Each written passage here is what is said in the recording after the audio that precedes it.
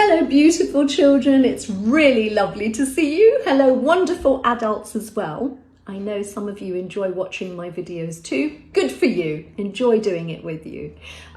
So we're going to learn about Parshat Vayeira. Hopefully no more phone calls. Hopefully no more lawnmowers going off in the background. But you never know, children. So we're going to give it our best. Are we ready to roll back the time? Rolling back the time. And one more. Rolling back the time. And one more. Rolling back the time. And thinking and thinking and thinking. This week's Parsha is Parshat Vayeira. I've got my t-shirt on. Gonna get on with it. And Avraham is in the plains of Mamre. And he's sitting at the entrance of his tent. And he's feeling a little bit poorly because he's had his circumcision. Right. Now, strictly speaking, children, in this week's Parsha, there are no mitzvot that we learn about, but it's not entirely true, because we learn about Gemilat Chasadim, doing kind things. We learn about Hachnasat Orachim, hospitality. Now, in this week's Parsha, children, Abraham was able to do some hospitality, but unfortunately, at the moment, the hospitality trade is suffering a lot. We're not able to have events. We're not able to get together. We're not able to have loads and loads of people in each other's houses, which is a terrible shame. But unfortunately, that's just the way things are while we try to flatten the curve of this yucky coronavirus. So obviously the shuls are closed. I will not be doing my children's service, but I hope I will be back. Don't you worry. And when I come back and when I see you, for those who are able to come, it's going to be amazing. But we have to be safe and we have to be sensible and we have to be practical and we have to not be selfish, because if we all do exactly what we want, then we'll never get on top of this horrible yucky virus. We will get on top of it. Don't worry. Okay. So, hello, Avraham. Sitting at his tent in the plains of Mamre. He's going to get 3 visitors. And Hashem is on the phone. Not really on the phone, but Hashem is talking to him. Isn't that lovely? Hashem teaches us about Bikor Cholim, about being able to visit people who are feeling ill, which again, we can't really do at the moment because of social distancing. We have to keep apart to keep everybody safe and not spread the yucky virus germs. But Avraham was ill, he was waiting, there was no coronavirus at that point, and there were lots of other yucky plagues, but not that one. And Avraham had had his Brit Milah, he'd had his circumcision, and he was about to be greeted by 3 men. Well, not really men, they're angels. And Avraham is so excited to see these 3 men that even though he's in pain and even though he's not feeling well, he runs to greet them. Can you see him? He runs to greet them. He's so excited to see them. And from him we learn zrizut, eagerness. If there's a mitzvah to be done, don't say, oh, I'll do it tomorrow. Or next week, Monday sounds like a good idea. Or I'm just going to have a nice cup of tea first. I mean, it's fine to have a cup of tea, obviously, if you need one. But you also need to do your mitzvot. You also need to do your good deeds as soon as you can. You shouldn't be waiting and putting them off and delaying. And Abraham teaches us that we don't delay when we're doing good deeds. Also, Avraham teaches us something else really amazing. Daber emor ma'at va'aseh harbe. Speak little. Unfortunately, that's not me. I do tend to talk a lot. Speak little and do a lot. But I do try and do nice things. Do the mitzvot. Don't talk about it. Don't make a big fuss about something. If you're going to help someone, do it quietly, do it sensitively, do it nicely. You don't have to tell the whole world, and you don't have to talk too much. You can just do nice things without driving everybody a bit mad. Oh, look, I did this, right? Just do something nice and everybody will know that you did it. And even if they don't know you did it, you know you did it. And that's the most wonderful type of chesed and tzedakah, charity. When somebody helps you and you don't know who's helped you, because it might be a bit embarrassing if you did, And it's also nice for the person that's helped you, that they know that they've helped you and that it's all been done in a very nice way. Okay, so Avram tells them, I'm going to give you a piece of bread. Do you think they're going to get a bit of toast? No, they're going to get a lot more. So off Avraham goes to Sarah in the tent and he says, get ready, cakes of bread. Must have been quite yummy, bread cakes. I wonder what that tasted like. I think I'd have mine with jam, maybe honey, maybe chocolate spread. And he also says, get the calf ready. Maybe they had tongue. I know children, you don't really like tongue, but some people like tongue. I do like tongue. I had a bit from the sweetie man bag. But anyway, if you don't like tongue, you don't have to have tongue. Something from the calf. And some milk and cream. And of course, they didn't have the Torah yet. They didn't have the Aseret HaDibrot. They didn't have the 10 Commandments. They didn't know, or maybe they did know, but they weren't yet enforcing all the rules of kashrut. So basically, maybe they had the milk and cream first. That'd be quite nice. I wouldn't mind having ice cream. Or I don't usually have milk in my tea, but maybe milk would be nice on top of something else. I don't know. So they had milk and cream and they had bread and they had a bit of calf. So although they were angels, so I'm not quite sure how they had any of it. Maybe they just went, maybe they got rid of it. Nobody knew. I don't know. There were 3 of them. Raphael was there. You see, they're getting food from Sarah and Avraham. Raphael was there, of course, to heal Avram. Oh, I feel better already, Avram thinks to himself. That's funny. That's because Raphael, the angel, has healed you. Michael says, this time next year, Avraham and Sarah, you're going to have a baby boy. You're going to have a baby. Really? Sarah laughs. That's really funny. I think that's really funny. I had no idea that I was going to have a baby at 90 years old. I don't think that's going to happen. So she sort of laughed. Maybe that was wrong. Maybe she should have had a little bit more emunah, faith. But I understand that. I'm 51 and I don't have any more babies. But I've got a big, tall Chloe. So I've been very, very, very, very lucky. Okay, so that's Michael, that's Raphael. What about the 3rd one? Gavriel. So, Raphael, Refuah. Gavriel, Gvura, strength. Gavriel's mission is to destroy a place called Sodom. Do we know anything about Sodom? Well, if you listened to last week's video, you will know there is a man. Is he good? No, he is not. What is his name? Do you remember? It's Lot. He is Avraham's nephew. He's in Sodom.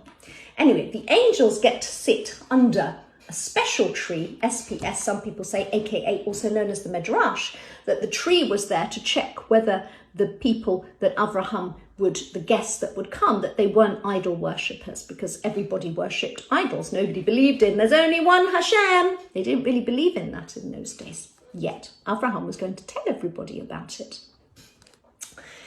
So he said, come and sit under the tree. There's the shade would give the tree would give shade to those people that were not idol worshippers, hip hip hooray, and Avraham would be able to give them some water for their feet, because there were some yucky things they did with idol worship and dust to make sure the feet were clean. They didn't do any idol worship.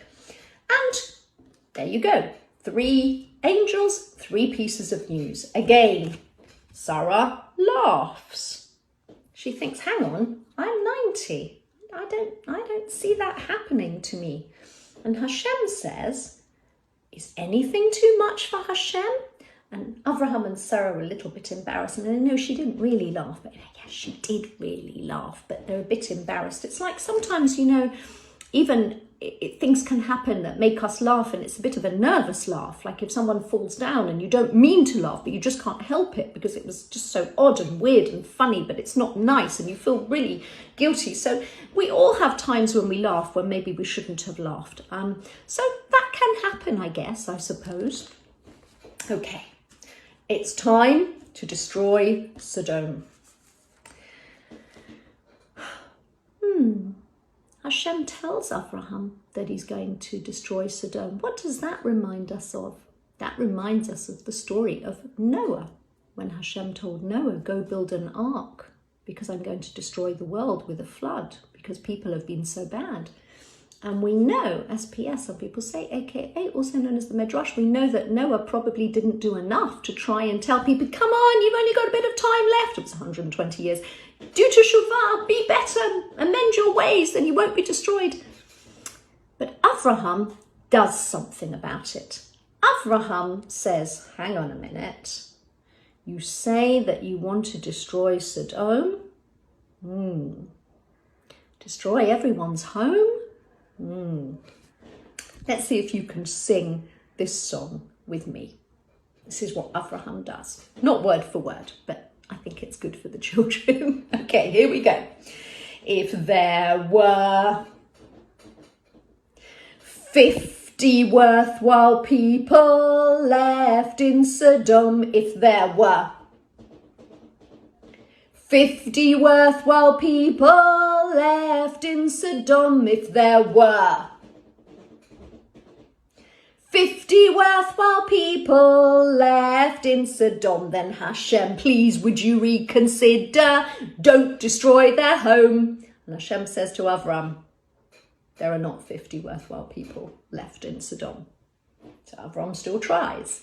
If there were 45 worthwhile people living in Sodom, if there were 45 worthwhile people left in Sodom, if there were 45 worth people left in Sodom, then Hashem, please would you reconsider, don't destroy their home. Hashem says, there are not 45 worthwhile people living in Sodom. Avram still tries. If there were 40 worthwhile people living in Sodom, if there were 40 worthwhile people living in Sodom, if there were 40 worthwhile people living in Sodom, then would you please reconsider and not destroy their home? Hashem says there are not 40 worthwhile people living in Sodom, Avraham. Avraham still tries. If there were 30 worthwhile people living in Sodom, 30 worthwhile people living in Sodom, if there were 30 worthwhile people living in Sodom, then please would you reconsider and not destroy their home? Hashem says, there are not 30 worthwhile people living in Sodom. Okay, I'm going to keep going, says Avram. If there were 20 worthwhile people living in Sodom, if there were 20 worthwhile people living in Sodom, if there were 20 worthwhile people living in Sodom, then would you please reconsider and not destroy their home? Hashem says, there are not 30 worthwhile people living in Sodom, and there are not 20 worthwhile people living in Sodom. One last try. Avram says, if there were 10 worthwhile people living in Sodom, 10 worthwhile people living in Sodom. But Hashem, if there were 10 worthwhile people living in Sodom, then would you please reconsider and not destroy their home? And Hashem says, there are not 10 worthwhile people living in Sodom, but there's one worthwhile person living in Sodom. Is he a really good person? No, he's not. But is he special because of you? And from you he's learnt a lot. And his name is Lot. I'm going to save him, Hashem says. So Lot is in Sodom. Is Sodom a very nice place? No, it is not. They steal, they rob, they're immoral, they don't behave nicely to each other, they're not decent in the way that they behave with each other. And Hashem says, I'm afraid, Sodom, your time is up. And along come the two angels to Lot. And Lot says, come in, come in. Are you allowed to have guests in Sodom? No. Are you allowed to be nice in Sodom? No. Are you allowed the hospitality trade? No. But Lot has learned to be nice. And Lot said, I'll wash your feet, make sure there's no idol worship. Come in, come through the back streets. Come into our home. Is his wife Irit so nice? Does she deserve to be saved? Let's see. Well, SPS, some people say AKA, also known as the Midrash. She goes running off to the neighbours. Sorry, I shook the phone a bit there with my knock.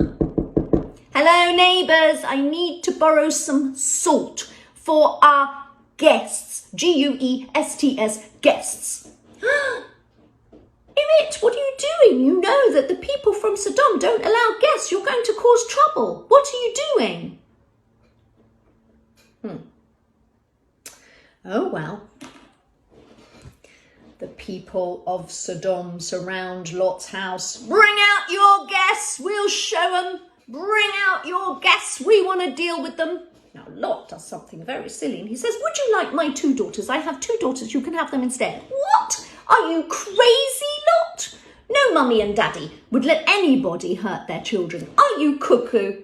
Anyway, the people of Sodom said, no, we actually don't want your daughters. We want the guests.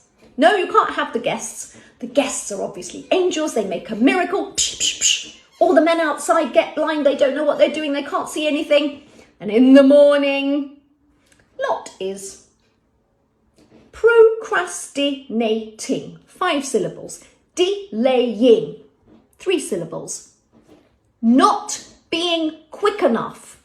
It is an emergency, Lot. It's an emergency. You have to act now. The angels are telling you, leave your house now. We're going to destroy Sodom now. Go, go, go, go. Lot goes up to his sons-in-law because his 2 daughters are engaged. They're not married. They're engaged, and says, come on, come on, come on. We've got to go quickly. And the sons-in-law to be go, oh, you are so funny, Lot. You're like a joker. You're like a clown. We're not coming with you. Bad luck, sons-in-law. That was a very silly thing to say because Sodom is not going to be here in a day, and neither are you. Okay, there is fire. There is tar. Run, run, run, run, run, run, run. Run, little Lot, run, little Lot, run, run, run. Now's not the time to have fun, fun, fun.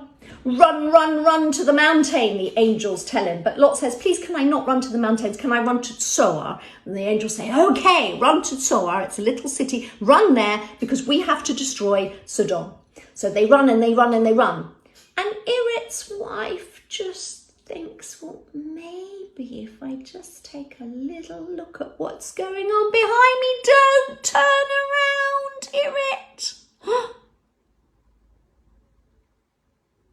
She freezes into a pillar of, yes, you're right, salt.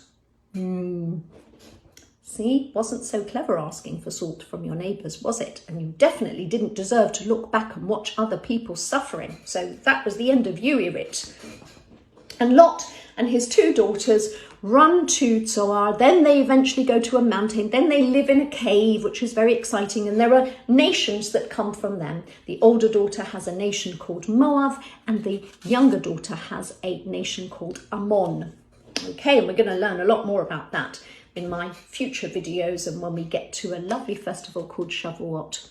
Let's see if you were around and we can listen to that together.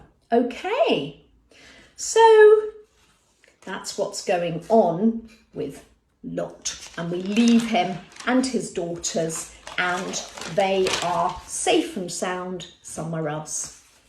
In the meanwhile, Avraham goes to a place called Gerar, and there is a king. I'm Avimelech, the king of Gerar. And again, Avraham tells everybody, Sarah is my sister.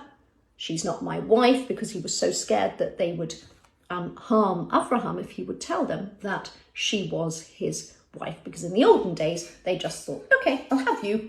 Get rid of the husband. Not very nice at all. Not very nice. Okay. So King Avimelech thinks, I do like Sarah actually. I think I'm going to take her. Come on, Sarah, come with me. Goodness, kidnapping. It's not very fair to take someone without permission, but don't worry, Hashem sends loads of plagues. Not COVID-19, other plagues. And Hashem says to Avimelech, what do you think you're doing? This lady is married to Avraham, and Avimelech says, oh, I'm so sorry, I didn't know. And he gives lots of sheep and cattle and people who could work for Avraham. In those days, they had slaves and it was different. Nowadays, it is totally not acceptable at all for anybody to work as a slave. But in the olden days, people perhaps worked in a different way for people where it was acceptable that they would be working. But it is not acceptable to be a slave at all. Ever, ever, ever. Okay. So, and he also gave a lot of money, 1,000 silver pieces. Here you are, Sarah. There you go. Nothing happened. I'm very sorry. And Avraham and Elimelech even are going to have a little treaty between them where Avraham is going to give to Avimelech 7 lambs so that he can have a well to put water in Be'er Sheva. That's where it gets its name from. The well of 7, Be'er Sheva, from the 7 lambs that Avraham gave to Avimelech. However, did Avraham really have permission from Hashem to do a treaty, peace treaty, with Avimelech for his son's generation, his grandson's generation? Perhaps not, because actually much later on it's going to cause a lot of problems for the Israelites to get rid of the Pelishtim. And so much later on in history, it's going to cause a problem. But at the time, it seemed like a good thing to do. And also Avraham and Sarah are so happy. They have baby Yitzchak. Hooray, Mazel Tov, baby Yitzchak is born. Isn't that amazing? He has a Brit at 8 years old, and he has a special at age 2, a weaning party where he's no longer fed in a certain way by his mummy, or still a little bit. And wonderful. Except that obviously the older brother Ishmael is perhaps getting too happy in the field with his target practice. Ishmael's very good with his bow and arrow. Maybe he doesn't want Yitzchak in the way. Maybe he wants to be the one that gets all the portion as the grown-up son. Maybe. He's still going to be very important, but he's just not going to be the one that develops and continues the Jewish race. But it's still very important. And Sarah says, you know what? I've had enough of this. I would like Hagar and Ishmael to leave, please. And Avram's not sure what to do. Lu Yishmael yechia lefanecha. If only Ishmael could live before you. And you know, I know he's behaving a bit badly, but if he's here, maybe I can look after him more. And Hashem says, don't worry. Ishmael's going to be a very great big nation. Let him go with Hagar. Listen to your wife, Sarah. That's very important, isn't it, daddies? To listen to the mummies. I like that piece of advice. Okay. Even if we don't understand it all. And Hagar goes off into the desert with some water and some bread. And the water gets finished, and unfortunately Ishmael is very ill. Maybe he has a fever. And Hagar thinks, oh no, I can't watch my son be so ill. I'm going to put him under a tree and I can't look. Interesting. And maybe she doesn't know how to do teshuvah enough or cry to Hashem enough, but she does cry. She cries to Hashem, and so does Ishmael. And the angel says to her, do not worry. Your son is going to be a great nation. Do not worry. Just look over there. Wow, there's a well of water and it saves Ishmael. Wow, and he's going to be a great nation. He lives in the desert. His mummy, when he gets older, his mummy finds a wonderful wife for him from Egypt. And he does become an archer. He becomes very good with his bow and arrow. And he becomes a great, mighty race, a very strong race. So that's some of the pictures. Okay. Right. Okay. You'd think that's enough for 1 week's Parsha. There's one thing left that's going to happen. Maybe because Avraham does this treaty with Avimelech and his general Fichol. Maybe, maybe not. But it's another test for Avraham. Hashem says to Avram, actually, I'd like you to give me Yitzchak, your son, as a present now, as a korban. Now, this was exactly the sort of thing that Avraham was telling the worshippers of Baal, the Baal leavers. You have to be a Hashem believer. You must not be a Baal believer. You must not give your children to Hashem in that way. You have to keep your children safe and strong and with you and look after them. This was the worst possible thing for someone like Avraham to be asked to do. But Avram has faith. He has emunah in Hashem. And he gets up early and he takes Yitzchak to Moriah. He takes him there for 3 days. And SPS, some people say, aka also known as the Medrash, together with him is Eliezer, his Damascus slave, his Damascus sort of butler, if you like, sort of main housekeeper person. And Ishmael, even, some people say, go with. And Avraham builds a Mizbeach, he builds the altar. They've got the firewood. I don't think they had matches, but they had the firewood and maybe a flint. And Avraham looks at Yitzchak and Yitzchak says, where's the lamb? Where's the korban? And Avraham says, Hashem will show us who the korban will be. And just as he's about to give Yitzchak to Hashem as a present, Malach said, stop! Don't touch the boy! Don't touch him! Leave him, he's fine! This was a test from Hashem. And lo and behold, there was a ram caught in the bushes and they gave the ram to Hashem instead. Hooray! That was nice. That was nice. So that was the last picture of that.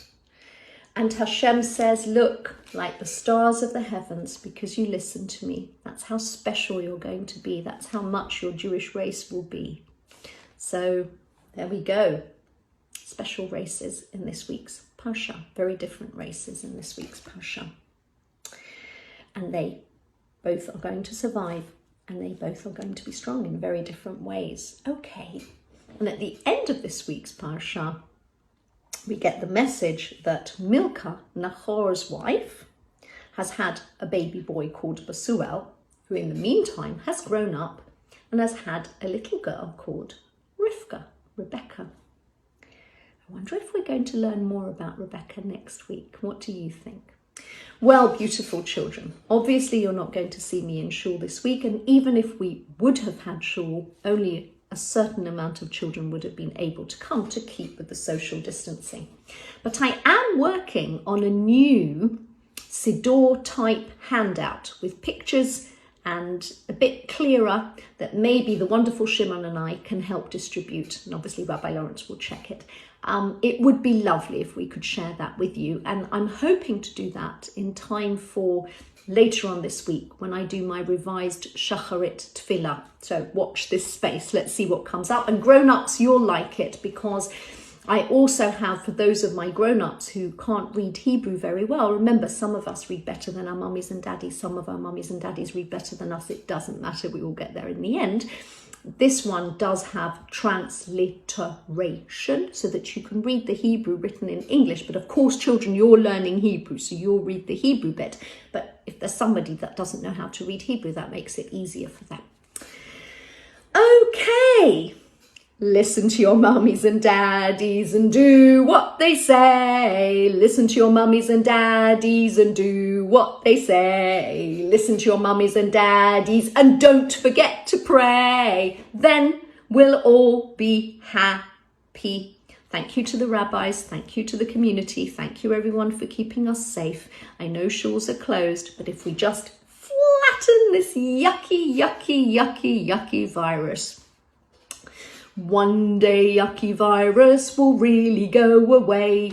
One day COVID-19 will really go away. If we all look after each other, we can save the day. So very, very soon we'll get that yucky virus on its way. See you soon. Don't worry. Children hopefully will continue to go to school over lockdown. And parents and grown-ups, take it easy. See you soon. Bye.